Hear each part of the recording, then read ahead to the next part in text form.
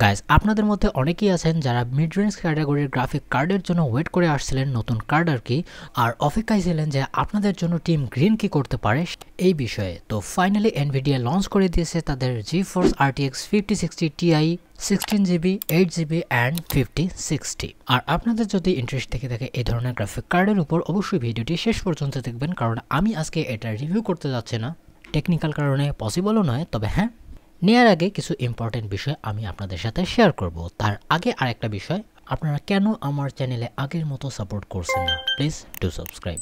যদিও এনভিডিয়া তাদের 5060 সিরিজকে লঞ্চ করে দিয়েছে আর বড় বড় বোর্ডে লিখে দিয়েছিল যে এটা প্রায় 50 টাইম ফাস্টার দেন RTX 5080, দূর সাতা GTX 10T, তবে তার সাথে কম্পেয়ার করার কোনো মানেই হয় না। 8-9 বছরের কার্ডের সাথে যদি আমি এখনকার কার্ডের তুলনা করি, এটা কি বলা যায়। আর তাছাড়া DLSS এর ফিচারকে আমরা খারাপ বলছি না, ভালোই বলছি, তবে এজন্য একটা ইরেলিভেন্ট কার্ডকে নিয়ে আসবেন, কম্পেয়ার করবেন, এটা কোনোভাবেই মানার মতো না। এনভিডিয়া প্লিজ এটাকে আপনারা ফিক্স অবশ্যই করবেন। তারপরে আরেকটা বিষয় নিয়ে কথা বলতে হবে, সেটা হচ্ছে প্রাইস। আর প্রাইসের সাথে আরেকটা জিনিস জুড়ে যায়, সেটা হচ্ছে tariff, thanks to Donald Trump.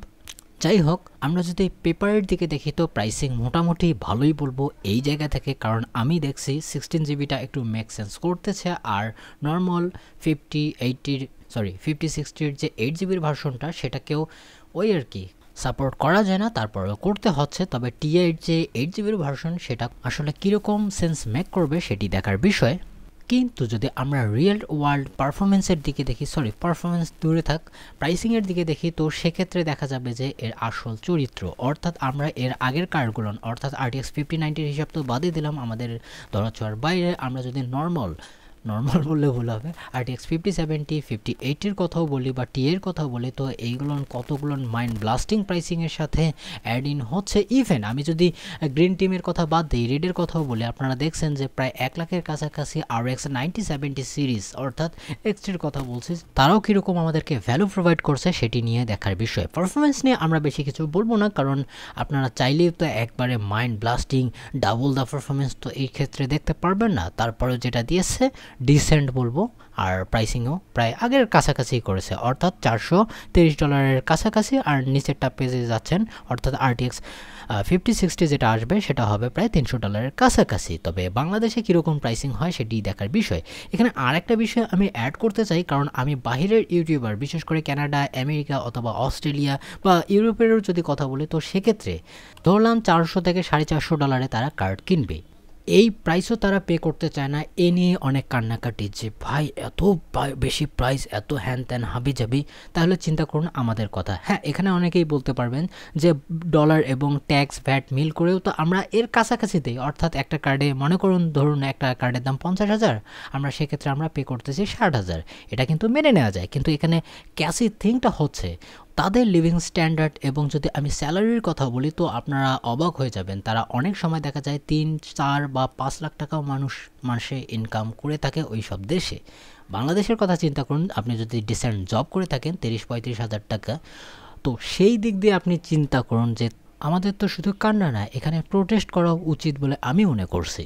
তো যাই হোক, এখন আসি প্রসঙ্গে, এই কার্ডটি আসলে কীরকম পারফরমেন্স করছে। টু বি অনেস্ট, আগের বারের RTX 4060 Ti 16GB'র চেয়ে স্লাইটলি বেটার পারফরমেন্স করছে, অর্থাৎ আমি যদি গেমিংয়ের কথা বলি 15 থেকে 20% অ্যাভারেজে সকল গেমসেই করছে। আর ও ক্ষেত্রে কিন্তু আপনারা রে ট্রেসিংয়ের বিষয়ে দেখতে পারবেন, অর্থাৎ ডিসেন্ট 15 থেকে 20% পারফরমেন্সও কিন্তু কম না।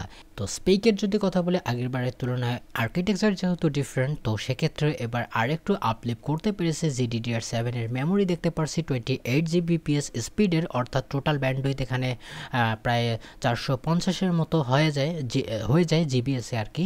আর যদি ক্রুডের কথা বলি তো 4600 সামথিং আপনার সামনে চলে আসবে। আমি ডিরেক্টলি ভিডিওটা রেকর্ড করছি, আর অন্যান্য কার্ডের রেফারেন্স স্পেকও হয়তো বা আপনার সামনে চলে আসবে, আপনারা মিলিয়ে নিতে পারেন। তো এখন যদি ওভারঅল আমি গেমিং বেঞ্চমার্কের কথা বলছি না, তবে হ্যাঁ অনেকের দেখলাম হার্ডওয়্যার আনবক্স থেকে শুরু করে আরও অনেক জায়গায় আপনারা দেখতে পারবেন। ডেসক্রিপশন বক্সে তাদের লিঙ্ক দেওয়া থাকবে, চাইলে তাদের রিভিউগুলো দেখে আসতে পারেন, বা অনেক ওয়েবসাইটেরও থাকতে পারে। তো ওভারঅল আমি যদি বিষয়টাকে ধরি, তো সেক্ষেত্রে আপনাদেরকে বলি, এখানে রেফারেন্স দিচ্ছি, এটা RX 7700 XT-র চেয়ে স্লাইটলি বেটার পারফরমেন্স করে। আপনারা RX 70 800 XTর সাথে তুলনা করতে পারেন অ্যাকর্ডিং টু হার্ডওয়্যার আনবক্সের চ্যানেলের রিভিউ। আর অন্যান্য চ্যানেলেও দেখলাম এরকমই পারফরমেন্স করছে যদি AMD রেফারেন্স দেয়। আর যদি এনভিডিয়ার কথা বলি তো অনেক ক্ষেত্রে দেখা যাচ্ছে যে RTX 3080-র চেয়ে স্লাইটলি নিচে পারফরমেন্স করছে, তবে হ্যাঁ RTX 4060 Ti-র চেয়ে তো স্লাইটলি বেটার পারফরমেন্স করছে। আবার অনেক জায়গায় দেখা যাচ্ছে যে RTX 4070-র মতোই পারফরমেন্স করছে। ওভারঅল আপনারা এই প্যাকেজেই ধরতে পারেন। অনেকেই দেখছি এর 4K বেঞ্চমার্ক আমাদের সামনে তুলে আনছেন। 4K এটা একটু বেশি হয়ে যায়, তবে হ্যাঁ 1080p 1440p it's okay. Overall আপনি RTX 4070-র কাছাকাছি পারফরমেন্স পাচ্ছেন, এর চেয়ে বেশি পাওয়াটা সম্ভব হচ্ছে না। তাই বলে আপনি যে এনভিডিয়াকে দোষারোপ করবেন তাও করার কোনো নেই, কারণ যদি আপনাদের দরকার পড়ে তো আপনারা নিজেরাই কার্ড বানিয়ে নিতে পারেন, এরকমটাও জেনসেন হুয়াং বললেও বলতে পারে।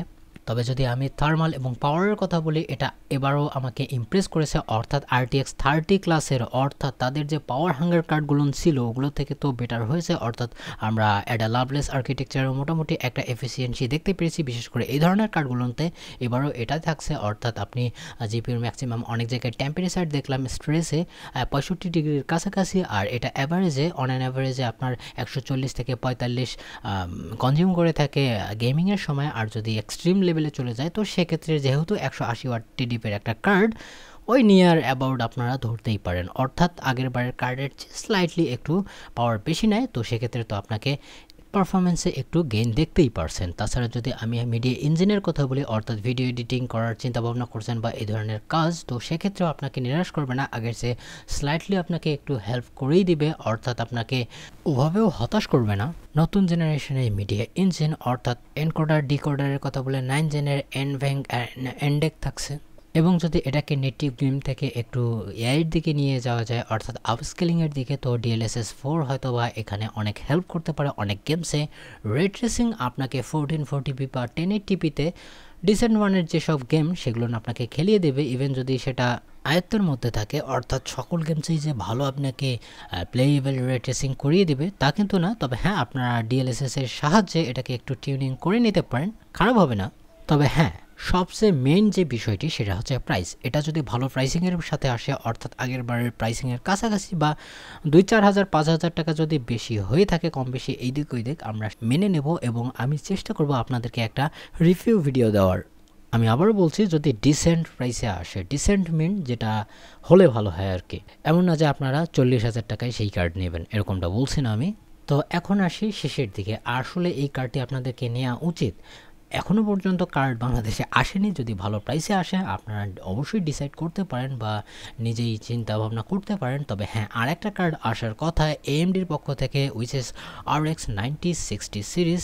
XTও আসবে, নন XTও আসতে পারে উইথ ভালো কনফিগারেশনের সাথে। আর এটা যদি আপনাকে ভালো প্রাইস অফার করে উইথ ভালো পারফরমেন্স, তো সেক্ষেত্রে সেটির দিকেও আপনাদের দেখা উচিত হবে। হয়তোবা এই মাসের শেষের দিকেও এটা অ্যানাউন্স হলেও হয়ে যেতে পারে, যেহেতু আপনি এমন না যে আপনি ইচ্ছা হলো কার্ড কিনবেন এরকম মনস্থির করলেন আর সাথে সাথেই কার্ড কিনে ফেললেন, হয়তোবা আপনাদেরকে একটু সময় দিতেই হবে। দেখি আসলে সামনের দিকে কি হয়, আমি আসলে আগ্রহ হারিয়ে ফেলছি। বাই দ্য ওয়ে শেষের আরেকটা বিষয় দিয়ে শেষ করতে চাই, কারণ বর্তমান সময়েও যদি আমরা স্টিম হার্ডওয়্যার সার্ভে দেখি, বিশেষ করে জিপিউর কথা, তো সেক্ষেত্রে সবচেয়ে এনভিডিয়ার তো থাকছেই, প্রায় সকল সিরিজের 20 বলি 16 বলি ইভেন 40 ক্লাসের যে সকল কার্ড ছিল সেগুলো কিন্তু অনেক পপুলার হয়েছিল।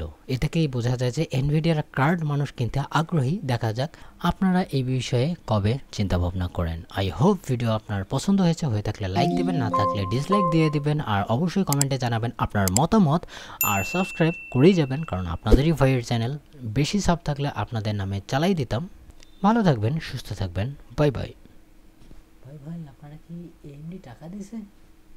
এই চুপ।